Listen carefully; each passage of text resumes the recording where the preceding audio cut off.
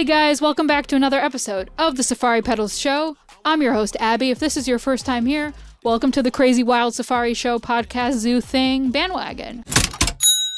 It's great to have you. Today is a very exciting day. We have a really awesome guest, Britanny Rogers, who we will welcome in just a moment to our crazy Safariverse world, is going to be on the show, and we are going to be discussing... We interrupt this program to bring you a special report. That is not how you pronounce discussing. We are going to be discussing the many hats that folks in the audio industry wear. Brittany is a singer-songwriter, a producer. She does content. You might have seen her on Universal Audio's page. She does things for them as well. And so we're going to talk about the many hats that she wears and the many hats of audio people in general. So... please give a warm Safari welcome to Britanny Rogers. Hey there. What's up? Just hanging out in Seattle this week. It's the place where I'm from, so been hanging out with family. It's been nice. How are you? Sounds like a party, first of all. Thank you so much for being on the show. Yeah, I was really excited. You guys followed me, or maybe it was you from your account, but either way, I remember looking through and seeing what you were doing. Not even just with the show, but you just seemed like you had a cool producer energy, and I was like, this chick is cool. So I am happy to be here talking with people that I think are rocking it in the music industry right now. First of all, that's like the best compliment I have gotten in the longest time. Really? So I'm flattered. And I remember coming across your page and being like, also like, she's got a vibe, she's got style. I guess before we dive into the episode and our conversation, let's start with who you are, what you do, and we'll take it from there. My name's Brittany, and I am a music producer and artist primarily. But you know, as well as anybody, that when you're in the music industry, you're wearing 1,000 hats at the same time. So that sounds like a negative thing, but in fact, it's actually the best part. Because if you find love for all the things you do, it's just fitting in a puzzle to the grander vision of, like, for instance, for me, it's creating a song. And all the parts that go into that are these collapsed bits of hats we were wearing to make it all happen, right? Absolutely. So can you break down what came first in the chain for you? Because you do like the artist thing, producing, engineering, you do content for Universal Audio. So kind of what came first and how did things unfold? Yeah, that's a great question. I bet for every person out there, it's a bit different. For me, my love of singing came first, which is hilarious because everyone let me know that it wasn't my talent at the time. And I remember being a young kid and hosting American Idol competitions in my house where I'd have my friends from elementary school come over, and we'd take turns being the judges and the singer. And I never passed those singing competitions, but I would take there used to be handheld recorders. This is weird. This makes me feel old. That they were just this little rectangular with the red button. And my mom's boyfriend at the time had one, and I took it and I went into my closet and started recording my voice.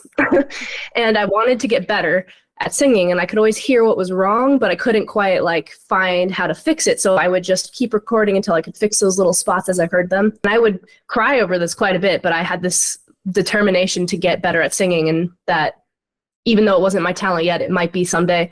And then eventually it just became, the thing I did. So people were like, oh, she's a singer. And then I got a guitar because I was like, well, if I'm going to sing and write songs, I need to be able to play something. And so I started practicing chords, and eventually I was in college and I had a math degree, or I was working towards my math degree rather. And I realized one day that I don't want to, as much as I loved math, I did not want to do it as my life and my career. I needed to take music seriously then if I was ever going to do it. So I pivoted, applied to one college, which is the college of my dreams at the time, Berklee College of Music.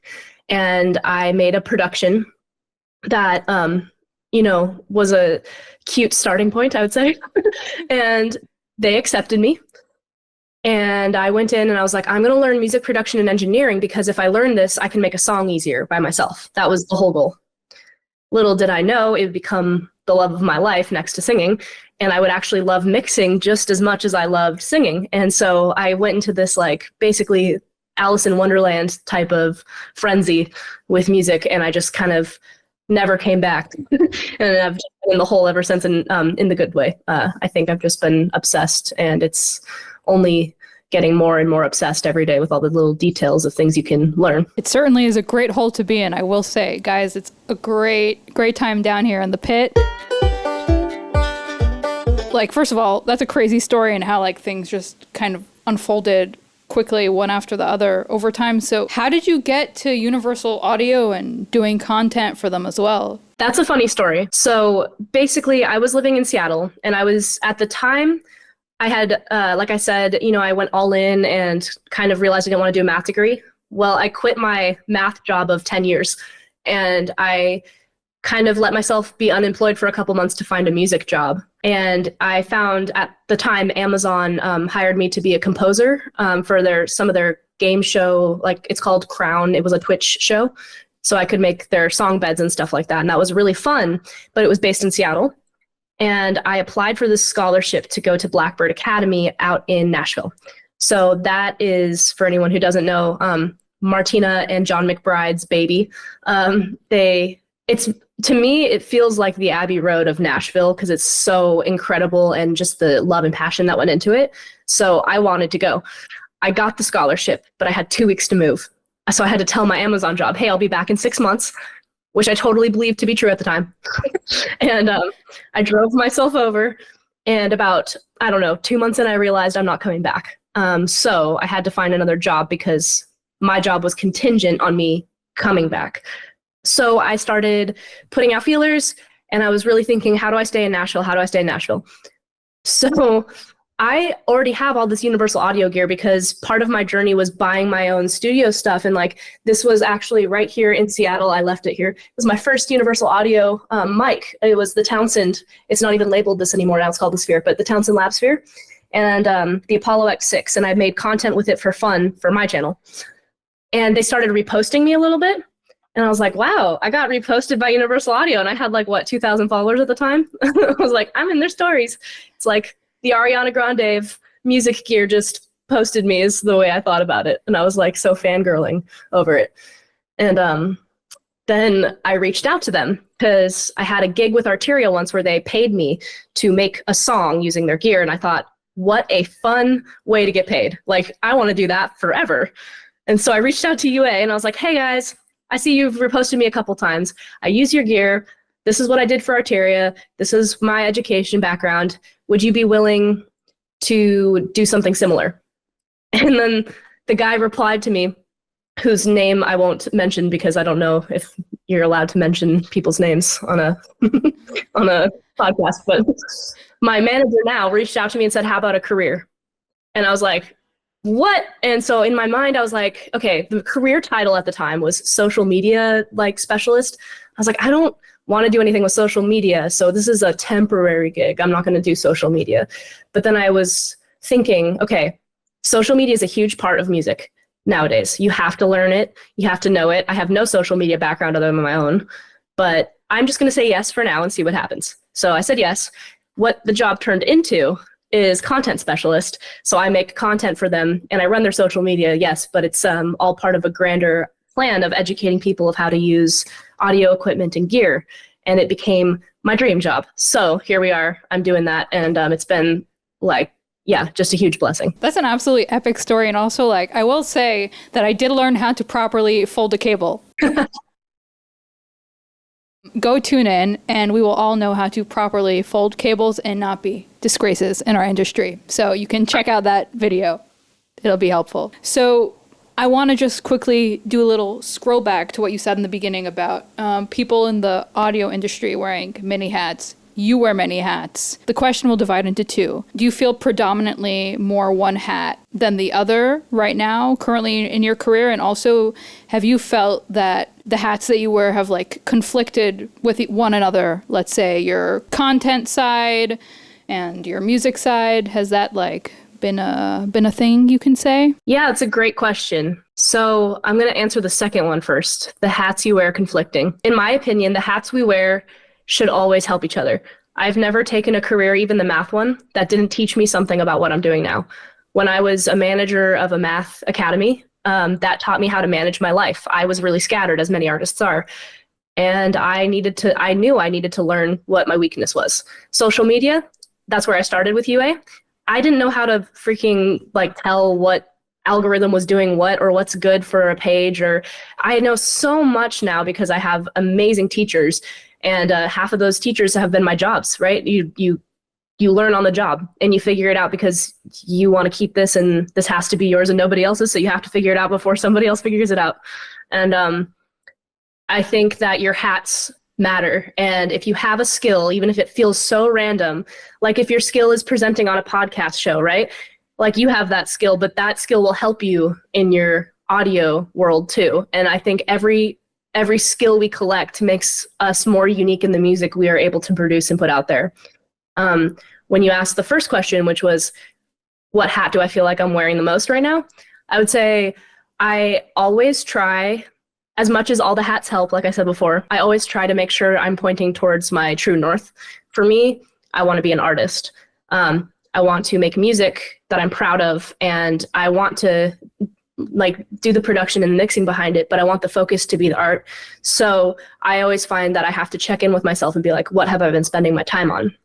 So currently I'm making an album, and I put a lot of effort and time into making sure that I'm always sticking to my true north, because those are always the hardest to focus on, because it's easy to procrastinate the things we love. And it's easy to work on all the adjacent productive things and forget what our true north was to begin with. So for me, I will never let go of being an artist, and I'll always try to put that to be most of my energy in whatever way that looks like at the time. That's incredible. What you said was like, it really hit home for me. And I also think for people that might be hesitant to take on other jobs, in addition to trying to go for their main thing, I think that it'll also offer a comforting feeling. Like you can do all those things, but still be staring straight at where you want to go. So that was like absolutely brilliant. Well, I'm glad that hit you on a personal level too, because I have to think about that. I have to think about that like quite frequently. It's not something you decide one day and then it always works that way. It's like a regular check-in for sure, because like I said earlier, it's so easy to avoid the thing you love the most, and we find clever ways to do it. We find really clever ways to do it and to feel accomplished and proud of ourselves without realizing that we've like abandoned something. And I think it's kind of hard to really accept that we're worthy of the things we love. So to constantly check in and be like, am I doing this and am I avoiding this? Sometimes the answer to that is not the fun one or the easy one to cope with, but then you have a chance to like redirect when you see yourself getting off course. There was this one interview I watched of Britanny Rogers, and we should fact check this just to make sure these are all accurate, but this sticks with me, this story sticks with me. She said that she had a 10-year long writing rut, basically. She couldn't write. She was stuck, she wasn't doing her music. And then one day she wrote Alaska. And Pharrell was in her college at the time. I think it was NYC. NYU. It was NYU, and Pharrell listened to her song, and then, the rest is history. And I think about that all the time, because we're not always productive, and we're not always doing our best with our dreams, and we're not always sticking to our rigid schedules or whatever it is, but we are always writing the song. She lived 10 years that wrote that song. Those 10 years of her life led to those 10 years of I wish I was writing right now, those 10 years of I'm not doing what I love. We're all part of the song she wrote. We're all part of the success. It's not like she just wrote a hit one day. She was living it. She was experiencing her life that led her to her hit. So I think about that a lot whenever I feel like I'm in a low moment or I'm just not hitting the ground running as hard as I want to. I'm like, the song's being written and I just have to be patient to let it unfold. You're just like, you're dropping like so many deep lines. I'm like, wow. That was really great. And I also wanted to ask you, like, how long did it take you to reach that awareness of checking in with yourself to make sure you're still going in the direction you want to go? Like, what was that learning curve like for you? Well, I think this applies to all people, but I will say on a personal level, I think it's to women especially. We're not always taught to like speak up. We're 1% of this industry, 1 to 2%. So this is like an important topic to me. Because whether or not like gender matters here, I think it does because it's in the statistics. We are 1 to 2% of this industry. So it's obviously quite hard for women to find positions in audio, whether that's because the room's intimidating, whether that's because there's not room, whether that's because people are not taken seriously. Who's to say? There's probably a lot of things behind that. But it is more important than ever for me as a woman and for women in general, I think, to be able to trust their intuition, their gut, and to take chances when it's too scary sometimes too. Like using your voice will set you apart. And I think, you know, you asking how long did it take for me to like trust my intuition is how I received that question. I have found it extremely important to always trust the little feeling inside of me that says yes or screams yes or whatever it is, and to really like make space for that voice to speak, because you can be given a lot of opportunities. The further you get in your career, you'll be given more amazing opportunities. So rather than having one exciting thing happen, it'll be like 6 exciting things happening at the same time. And your no is just as important as your yes. And so saying yes to the right thing can be really tricky if you're not really tuning in with like your intrinsic purpose. So it kind of occurred to me at some point, Steve Jobs did an interview where he said, know your why. And I found that to be really enlightening to me at a young age, like probably 16. Know your why, because there's like this unshakable truth of what you're doing, and all the other stuff might change. And as you expand out from your intrinsic why, you'll have a lot of interests and hobbies and ideas. But there's like this thing in the middle of it all, for me at least, that's like, I do this because blank. And whatever blank is really important, because when you find yourself making important decisions, you have 6 exciting things happening. Which one of those leads you closest to the trajectory? It might not lead you directly there. Your line to your success or whatever that looks like is going to be a bunch of zigzags and ups and downs and backs and forths. But what brings you closest there? And what can you say no to leave space for all your potential to come through?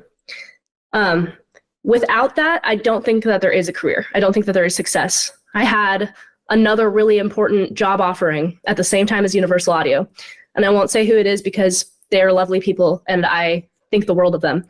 But I had this feeling that even though this like shiny thing that would impress my friends, that if I said yes to this, I would be looking like I'm doing what I want to do, versus UA, which also is impressive. I love UA, whatever. You know, I'm not saying anything against them. I'm just saying like this wasn't the shinier option in terms of like what it looked like, but this is what made me happy. And this is what I saw my career going. Like this is where I saw my career taking off and going in the direction I wanted it to go.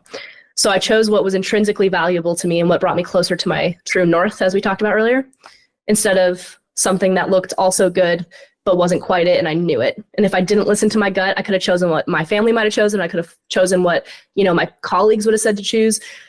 But I really trusted my gut, and I have the best job now, and I have something that's leading me towards that intrinsic why.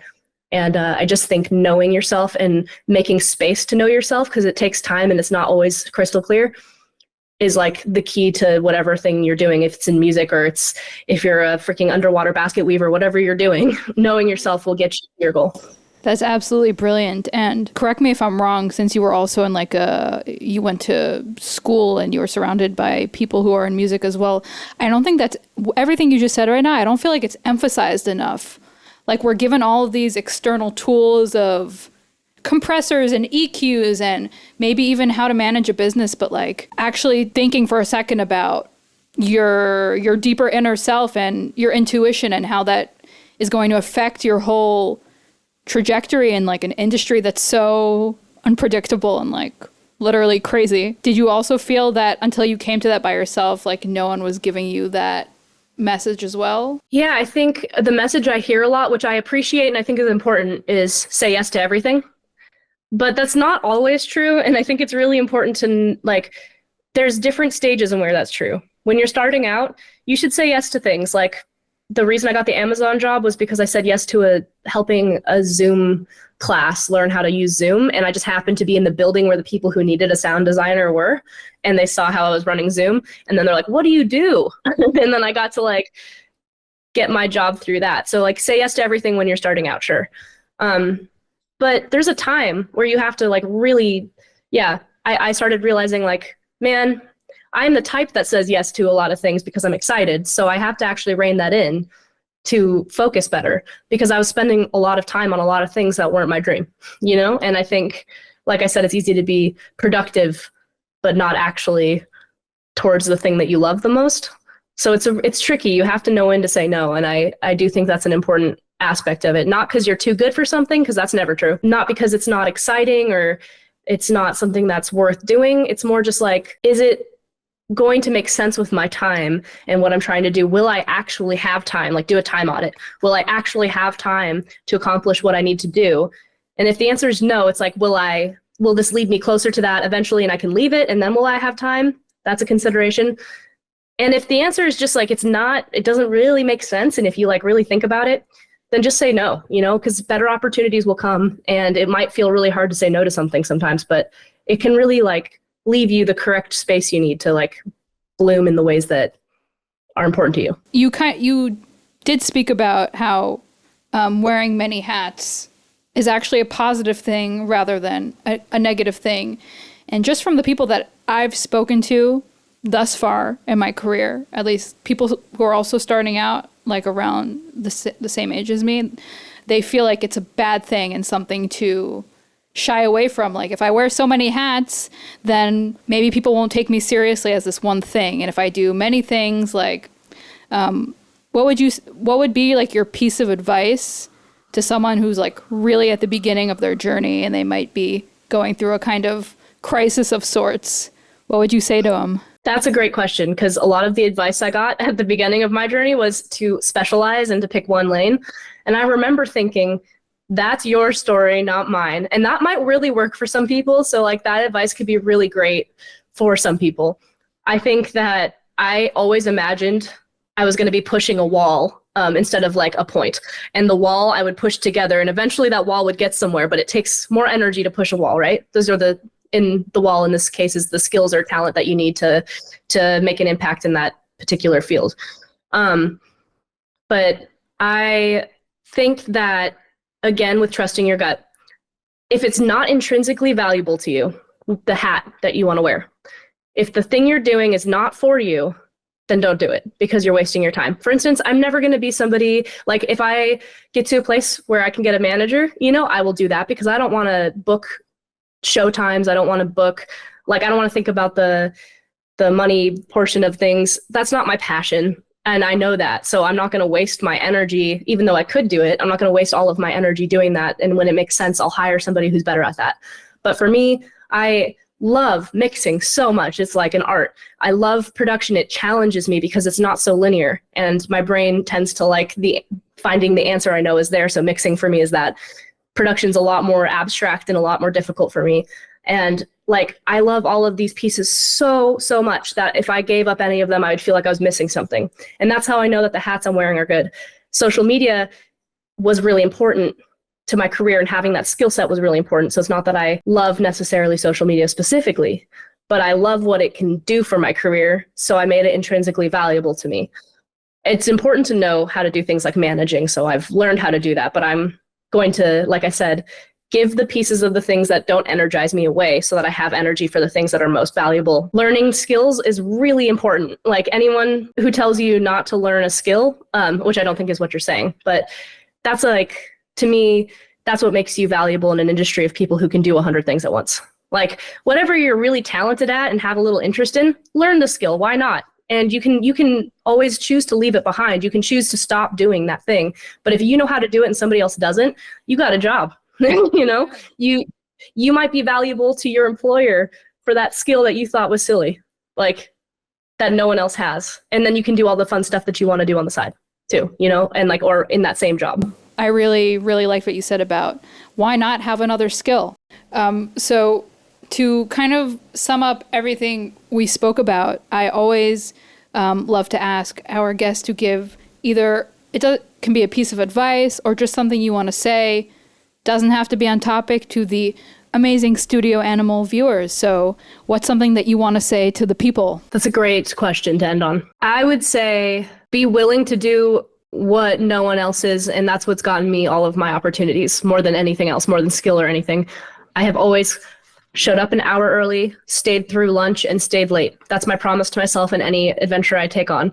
I always just show up more than the people around me. And if somebody else shows up an hour early, I show up 2 hours early. I'm not kidding. I know it sounds stupid, but you have to be willing to show up when no one else is. And that's how you do one thing is how you do everything. So if you start training yourself to show up an hour early to something, or earlier than anyone else gets there, do you know what happens when you're there when no one else is? First of all, you'll get asked to help, and you say yes.